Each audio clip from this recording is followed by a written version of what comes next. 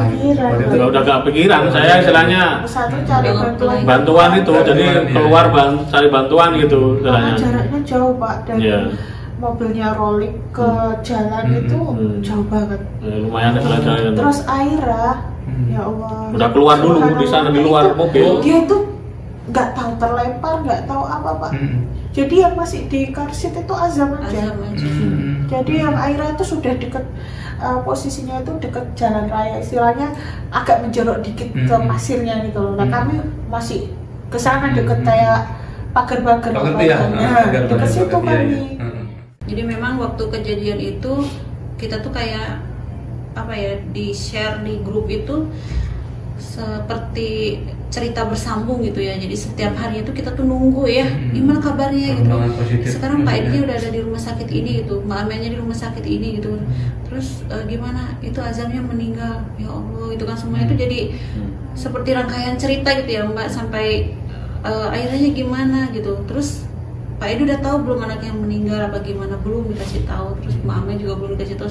Pokoknya kita tuh sangat menunggu gitu kabar tentang kejadian itu gitu. Dan ya itulah, saya bisa membayangkan sampai hari ini pun untuk menceritakan hal ini mungkin Mbak Amel masih sering meneteskan air mata ya. Itu bisa sebuah kesedihan yang paling dalam dari seorang ibu ya ketika kehilangan anak. Dan mungkin Pak Edi juga merasakan hal yang sama gitu, bagaimana kesedihan ketika kehilangan anak gitu. Dan hikmahnya Mbak Amel dari berbagai macam kejadian, dari anak pertama, anak kedua gitu, dan sampai sampai akhirnya azan gitu kan. Di usia berapa ya Mbak? Azam 2 tahun 3 bulan. Azam pun sudah memberikan sebuah tanda kehidupan di akhirat itu buat Mbak Amel, buat Pak Edi gitu kan. Dan insya Allah itu menjadi nilai tambah gitu ya. Karena di bawah umur juga kan, di bawah. Alhamdulillah sudah sunat juga. Iya, nah itu kan. Waktu dia usia seminggu. Jadi ayo Pak, anaknya sekalian dihitan, saya bilang gitu. Jadi sambil nunggu tali pusarnya copot, soalnya agak lama dia. Jadi ada 2 minggu. Saya kan cemas gitu kan Pak. Waduh, kok nggak copot-copot? Buru-buruan lah telepon ibu mertua. Dulu bapaknya gimana? Iya emang agak lama copotnya. Oh ya udah, maksudnya ada genetiknya gitu loh, ada genetiknya, jadi nggak cemas-cemas. Terus sempat juga kena gejala yellow, yang bayi kuning itu itu. Tapi alhamdulillah masih dalam aman gitu. Jadi cuma disuruh dijemur, gendong-gendong di mana. Dan kan pas musim panas soalnya. Dan biasanya air susu di kacang gitu. Jadi alhamdulillah itu. Saya tanya dokternya, Pak dokter ini perlu dikasih vitamin K atau apa? Nggak perlu, itu nggak ada hubungannya katanya gitu. Soalnya kan ini hubungannya sama pemberian ASI sama itu matahari. Nanti lebih cepat mungkin aja itu pulihnya ya dari kuning itu kan. Iya, karena masih dalam rentang aman, belum sampai itu. Jadi setelah pasca kejadian itu Azam tuh dikuburnya tuh di sini apa ya? Ya istilahnya kita mikirnya, saya posisi masih di rumah sakit yang di Ruwais. Ibunya. Itu hari keberapa Pak? Pokoknya saya udah ibu keluar rumah sakit seminggu. Sudah. Nah itu ceritanya juga, alhamdulillah ya Allah. Saya ya itulah namanya, kalau kita selalu positive thinking sama Allah gitu, insya Allah Allah datang penolong gitu. Entah itu siapa. Itu waktu di rumah sakit itu kondisi saya kan, kalau di rumah sakit baju harus dipotong ya, baru pakai baju rumah sakit. Jadi hari itu saya sudah boleh pulang dari rumah sakit. Jadi waktu kecelakaan itu kami dikirim pertama ditaruh di Ruwais karena emergency unit. Karena beda kasus, problem-problemnya ya. Jadi anak yang Aira itu di SKMJ, saya di MNC Khalifah kalau nggak salah. Khalifah ya. Di sana bapaknya di sini. Dan Tiap hari itu saya tanyakan anak saya, karena saya entah kenapa selalu yakin insya Allah suami saya baik-baik saja gitu loh. Tiap hari entah gimana kabarnya Aira, gimana kabarnya Azam, dan setiap orang yang datang itu kalau saya tanya Aira di mana, di SKMC gitu, kalau Azam di mana, berdoa saja Mbak Amel. Saya sudah cek gitu. Dari situ udah curiga lah istilahnya, tapi saya nggak mau berpikiran buruk gitu loh, karena apa, pikiran ibu kan takut saya, betul, kayak doa gitu loh, yang dia ceritain tadi. Jadi saya nggak sampai saya takut mikirin itu, jadi cuma saya apa ya, maksudnya saya kontrol hati saya jangan sampai berpikiran macam-macam. Disudahi itu. Pokoknya saya pikirkan alhamdulillah di sini, maksudnya penanganannya di sini masya Allah luar biasa, untuk rumah sakitnya kan. Jadi insya Allah nanti ada apa ya, keajaiban lah istilahnya gitu. Saya mikirnya kayak gitu terus. Jadi terus seminggu saya di rumah sakit sudah boleh pulang. Nah itu nggak boleh, baju rumah sakit dibawa pulang itu nggak boleh. Terus saya pulangnya pakai apa, saya bilang gitu.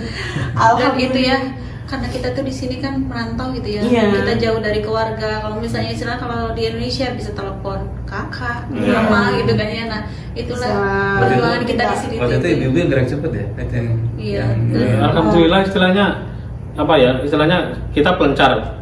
Saya di Ruwais, Aira di SKMJ, di SKMC itu. Nah, saya itu terus ibunya di Royal di Abu Dhabi. Alhamdulillah yang di sini Indo Emirat, bapak-bapak semua ibu-ibu semua kompak bantu semuanya. Ada yang di Abu Dhabi juga, dari KBRI juga bantu semua. Ya Allah. Jadi saya istilahnya nggak kenal, istilahnya tiba-tiba kayak keluarga sendiri gitu loh. Gimana kamu, gimana, ya Allah gitu. Tiap hari itu ada istilahnya yang support gitu loh, nemenin terus ya gantian, sampai katanya dibikin jadwal. Jadi yang nemenin bapaknya di Ruwais itu siapa, ketika saya di Abu Dhabi ada yang minta tolong ke Abu Dhabi, siapa yang bisa nemenin Mbak Amel, paling nggak ada yang kenal Mbak Amel gitu, nemenin biar nggak ngerasa sendirian gitu kan. Jadi waktu pulang itu saya kebingungan. Ya alhamdulillahnya itu ada ibu-ibu dari Ruwais, Bu Subi itu, dia dari Dubai jenguk. Bu, gimana saya nggak boleh bawa baju rumah sakit, saya bilang gitu. Ya udah kamu pakai baju saya, tapi itu apa, pakai baju saya gitu. Ya udah Bu. Nah karena kan pulangnya naik ambulan, saya mikir lagi, cuma berdua sama Pak Supir, saya kan takut perjalanan jauh Pak. Saya minta tolong sama Bu Supi, minta tolong ya, ngomong ke Pak Supinya, saya minta tolong Bu Supi nemenin saya di ambulan. Saya takut, saya bilang gitu. Ya nggak apa-apa, alhamdulillah Pak Supi izinin nemenin saya naik ambulan. Jadi saya naik ambulan posisi tangan di itu tali itu ditaruh di stretcher itu, kasur yang biasanya buat pasien yang bisa ambulan itu, itu ditaruh di situ saya. Jadi sampai sini, sampai rumah itu sudah ditunggu ibu-ibu di sini di Ruwais sini, udah ditunggu. Saya disuapin Mbak Teh ini, disuapin, makan dulu Mbak Amel ya. Dan bahkan itu ya Pak, meskipun saya di Indonesia nggak bisa bergerak gitu ya, cuma bisa nyumbang doa gitu ya. Waktu itu saya salut juga sama teman-teman di sini gitu ya, yang ada di sini utamanya yang tidak mudik gitu ya. Mereka tuh sampai membuat jadwal khusus Pak. Iya, katanya juga Mbak Amel itu ya, Masya Allah gitu ya. Dan itu mungkin pergerakan semuanya dari Allah ya, yang menggerakkan hati mereka Allah gitu kan untuk seperti itu ya. Itu yang saya bilang, saya sama Mbak Amel nggak terlalu dekat juga, saya hanya mendengar saja itu bergetar gitu loh Pak hatinya gitu ya. Apalagi yang ada di sini pasti mereka sangat tergerak, karena memang kita di sini kan dikondisikan keluarga,